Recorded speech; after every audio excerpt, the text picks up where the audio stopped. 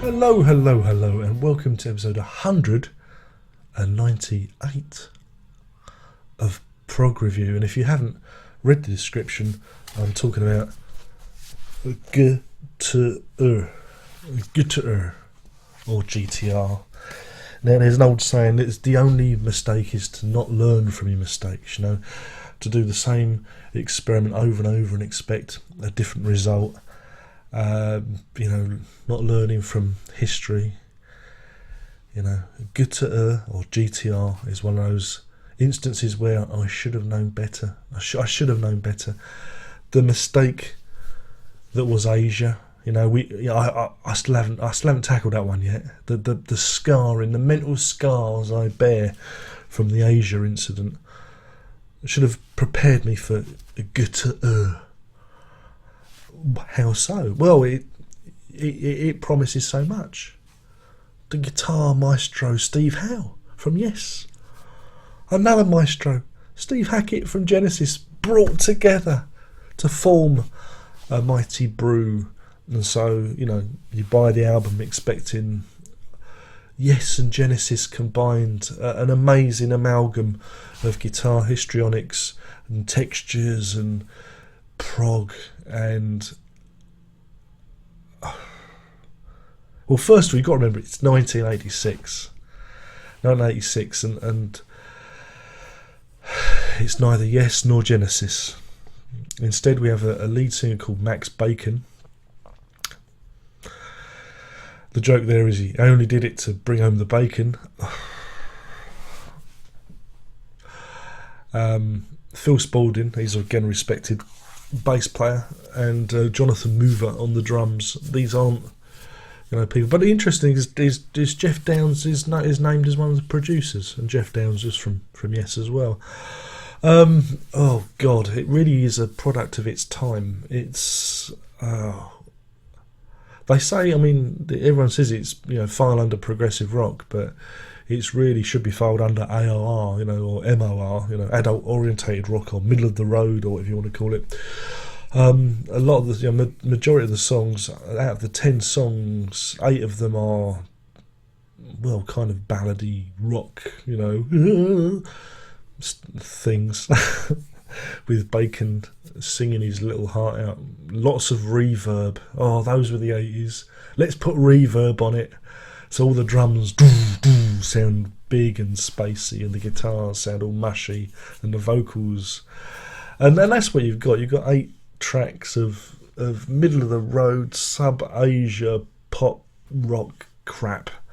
I'm sorry, but it must be good. Yeah, the first 2 cuts, When the Heart Rules the Mind and The Hunter, are the I think they were released as singles, and they're quite poppy and quite catchy, but it's not why I bought the record. I don't want to buy poppy, catchy recordings from 1986. I wanted to buy, something that was progressive. There are 2 notable songs: Sketches in the Sun, which is a Howe solo composition. Again, my old vinyl copy doesn't really do it justice. It's, again, the production at the time just... I don't know what they were doing. Again, I think they just swamped everything with reverb. And there's also track 9, Hack It to Bits, which is, don't mind me, I Only Live Here, which is a kind of reworking of his Hack It to Pieces part from Highly Strung, where he redoes old themes. So it's kind of recycled. And they're only 2 minutes long. These they're only short pieces, but that's the only time it gets vaguely progressive. Going back to it was interesting though, because I did get this album. I can remember buying it. It must be about 88, I think, 88, 89, second hand. And the interesting thing about it is what I hadn't realised at the time. I listened to it. Is going back to it is there's a couple of tracks on here. Jekyll and Hyde and You Can Still Get Through, where Steve Howe has reused riffs that appeared on both the Union album and his Turbulence recording. yeah, so that was it. Showed he was completely, bereft of ideas. Completely. I mean, we're not talking little lifts. We're talking, wholesale reproductions. He's just taken the riff out and said, "Here you go," and they've re-recorded it. So it was quite shocking to hear that. 'Cause you don't tend to hear that very often with guitarists, and reusing themselves so much. So yeah, that was curious. But as an album, boy oh boy! I mean, if you like Asia, you'll probably dig this. But for any right-thinking person, again, I would have been very disappointed buying it, full price. My hard-earned pocket money, or my pay from working at Woolworths as a Saturday boy would have been very disappointed if I'd have spent my money on this record at the time. So yeah, I mean it's out of print now. I think there was they reissued it on CD early in the century, but yeah, I mean it's a strange one. I don't know how many of you are familiar with it.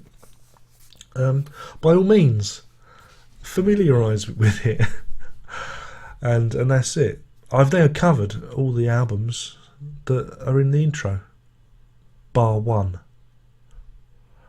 Wonder if you can name the one I haven't covered. But so yeah, that's that job done. All the album sleeves featured on my little intro have now been covered, and that kind of rounds us up to episode 200 when we do it all again. But yeah, as a rating, oh god, do I have to? I feel kind of dirty. I'm going to give this 2 Jekyll and Hydes out of 5. That's 2 Jekyll and Hydes out of 5. That's purely for Sketches in the Sun and Hack It to Bits.